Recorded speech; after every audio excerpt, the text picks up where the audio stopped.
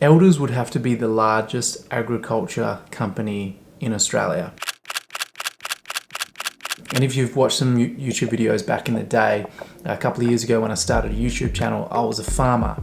And what has happened in the last 3 years is that I've gone from farming to pursuing photography to now working for Elders. And I used to dream of getting a job to be paid to shoot agriculture on a farm. And here we are. How do you go from a pipe dream of just picking up the camera to making it a career, and then turning that career into ticking that box of working for a company that you dreamed of?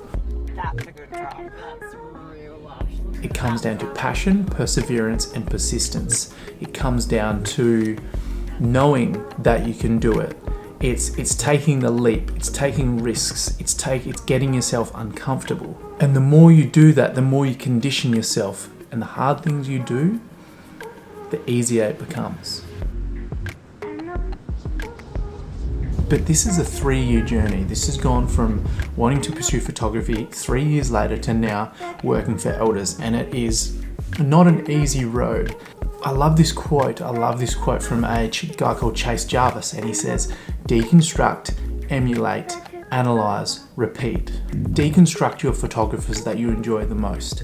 Deconstruct their work, break it down. What do you like about their work? What is interesting about their work that brings you in, that brings you, the viewer, in? And how can you start creating work similar to that? Emulate.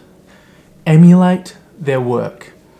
Once you've deconstructed it, emulate their work and then create work similar to that. Create work that you enjoy, emulate their work, and look at how you can try and create that similar work to them, to your favorite photographer, whoever it might be. Number 3, analyze. Analyze your work. Analyze the work that you've done, that you've produced, that you've shot, and then analyze it to the photographer that you really enjoy. And if it's in the same space, the same industry, let's say it's agriculture and you love an agricultural photographer, analyze their work, analyze your work, and bridge that gap. What is the difference?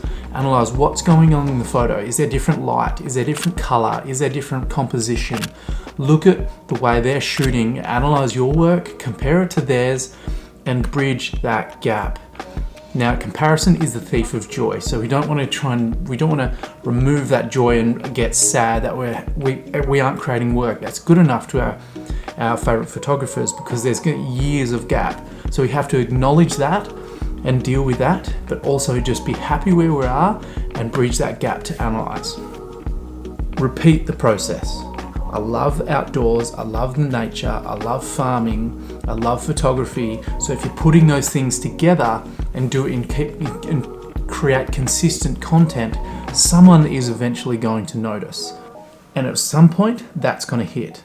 And the people that noticed for me was Elders.